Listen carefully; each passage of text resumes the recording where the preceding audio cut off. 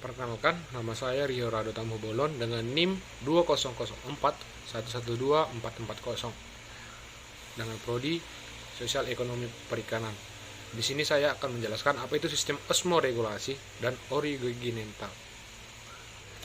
Osmoregulasi adalah proses mengatur konsentrasi cairan dan menyeimbangkan pemasukan serta pengeluaran cairan tubuh oleh sel-sel organisme hidup, di mana terbagi atas tiga itu hewan, ikan air asin, air tawar, dan air laut.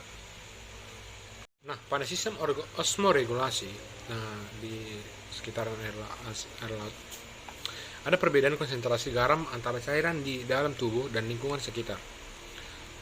Di balik itu adalah siklusnya, perlu ada suatu sistem untuk mengatur, mempertahankan konsentrasi garam dalam tubuh. Dibandingkan di ikan air tawar, prosesnya konsentrasi air di luar tubuh lebih kecil daripada air di dalam tubuh ikan. Terjadi lagi proses difusi, air dengan konsentrasi kecil masuk ke dalam tubuh, terutama melalui insang. Kelebihan air dikeluarkan dalam bentuk urin yang cair dan banyak.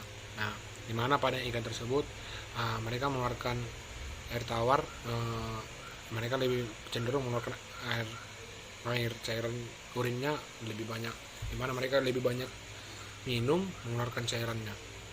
Nah, bila proses osmoregulasi terganggu, air tertimbun dan proses metabolisme tidak dapat berjalan lagi. Itulah bila air tawar terganggu. Dibandingkan dengan ikan air laut, di mana sistem para ikan air laut, bila proses osmoregulasi terganggu, ikan air laut melakukan dehidrasi atau kekurangan minum. Konsentrasi air bila di luar tubuh lebih besar daripada air di dalam tubuh. Itulah jika terganggu proses osmoregulasi pada ikan air laut. Terjadi proses osmosis, air dengan konsentrasi kecil keluar dari dalam tubuh, terutama melalui insang. Itu melalui di ikan air laut. Nah, lanjut, kekurangan air diatasi dengan cara minum air dalam jumlah banyak, urin sedikit dan pekat. Nah, maksudnya di sini ikan air laut jika meminum air itu lebih banyak, mereka mengkonsumsi minuman air lebih banyak, mereka akan mengeluarkan urin lebih sedikit atau pekat lah gitu, atau istilahnya kayak kekurangan minum jika air laut masuk bila terganggu proses osmoregulasinya. Bila proses osmoregulasi terganggu, air keluar dari tubuh dan proses metabolisme tidak dapat berjalan lagi.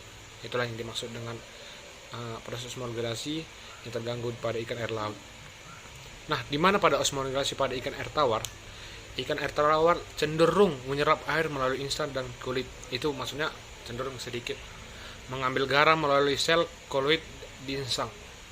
Kehilangan garam lewat feses, kelebihan air dikeluarkan lewat urin yang encer. Itulah pada ikan air tawar. Kalau pada ikan air laut, kehilangan air melalui insang dan kulit. Terus garam dibuang melalui sel klorid di insang. Terus garam dan sedikit air yang dikeluarkan lewat urin yang pekat.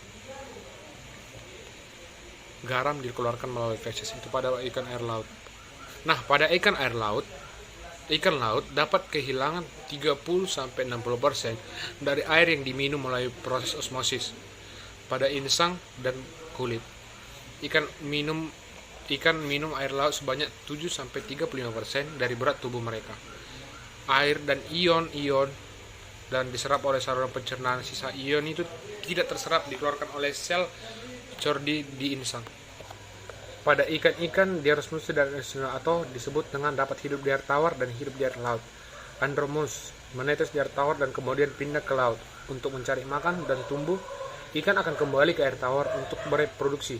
Contohlah ikan salmon, mereka melakukan berbuaya bahasanya.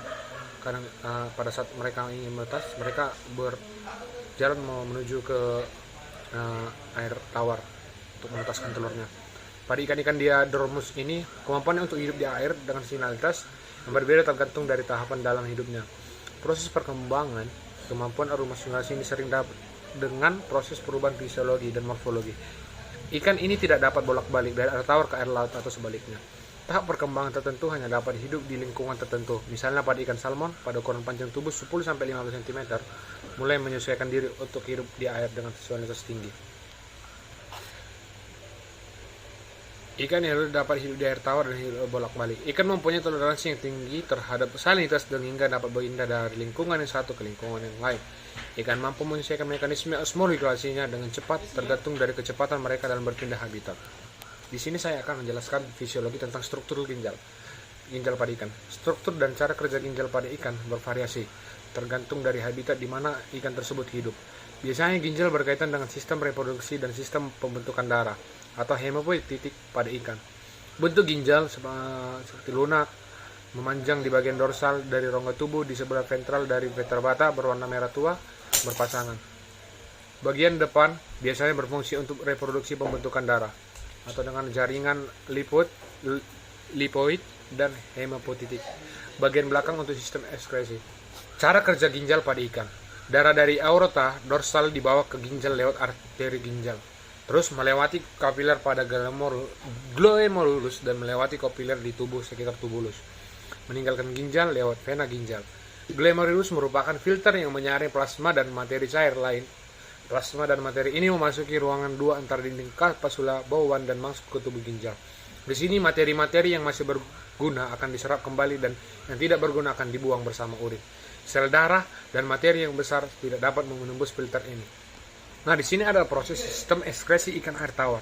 Ikan air tawar cenderung menyerap air dari lingkungannya dengan cara difusi. Terus ikan air tawar secara aktif memasukkan garam dari lingkungan ke dalam tubuh. Terus ginjal memompa kelebihan air keluar dalam bentuk air seni. Terus memasuki tubulus ginjal, glukosa akan diserap kembali oleh tubulus floksim dan garam-garam. Terus dilanjutkan dengan dinding tubulus ginjal bersifat impermeable atau tidak dapat ditembus oleh air. Air seni yang dihasilkan mengandung konsentrasi air yang tinggi. Itulah pada kalau ikan sistem ekskresi ikan air tawar. Terus sistem ekskresi ikan air tawar, cairan tubuh dari ikan air tawar memiliki konsentrasi ion yang lebih tinggi dibandingkan dengan lingkungan di sekitarnya. Kondisi ini disebut dengan hiperosmotik. Untuk mempertahankan gradien konsentrasi tersebut dibutuhkan sistem pembuangan dan konsentrasi dari ion-ion di samping adanya proses ekskresi air yang telah difilterisasi oleh ginjal. Proses filterisasi ini dilakukan oleh ginjal yaitu pada bagian nefron glomerulus yang terdiri dari corpus renis dan tubulus renalis. Corpus renalis terdiri atas glomerulus yang terdiselimungi oleh kapsul bawaan. Epithelia parietal di Fisheries membentuk bawaan space yang memisahkan glomerulus dengan bagian-bagian lain dari ginjal. Glomeruli berukuran kecil dan avaskuler dengan tubuli renalis yang mempunyai 6 regiocytolus yang berbeda. Nah, bedanya lagi dengan sistem ekskresi ikan air laut. Air garam pada air laut cenderung menyebabkan tubuh ikan air laut terhidrasi menyebabkan naiknya konsentrasi dalam tubuh ikan. Beberapa ikan laut memiliki kelenjar ekskresi garam dari bagian insang yang berperan dalam mengurangi kelebihan garam. Ginjal berfungsi untuk menyaring suatu yang terlarut dari dalam air darah yang hasilnya akan dikeluarkan melalui corpus renalis. Tubulus yang bergarung peran penting dalam menjaga keseimbangan air. Hasilnya yang hilang pada bagian tubulus nefron termasuk air yang lain disebut kembali dalam air aliran darah. Nah, ikan air laut memiliki konsentrasi garam yang tinggi di dalam darahnya. Ikan air laut juga cenderung untuk kehilangan air di dalam sel-sel tubuhnya karena proses osmosis. Untuk itu, insang ikan air laut akan mengeluarkan garam dari tubuhnya. Untuk mengatasi kehilangan air, ikan air laut meminum air yang kandungan garam tinggi akan menyebabkan dari cairan tubuh. Sebaliknya, dehidrasi dicegah dengan proses osmosis dengan kelebihan garam harus dihilangkan. Karena ikan air laut mengkondisikan dengan tekanan osmotik untuk mempertahankan air. Volume air seni lebih sedikit dibandingkan tawar. Tubulus ginjal berfungsi sebagai penahan air. Oleh sebab itu, jumlah glomerulus ikan air laut cenderung lebih sedikit. Bentuknya lebih kecil daripada ikan air tawar. Mungkin hanya itu yang bisa saya sampaikan. Penjelasan sedikit tentang materi penjelasan tentang sistem osmoregulasi dan oriental. Atas perhatiannya, saya ucapkan banyak terima kasih.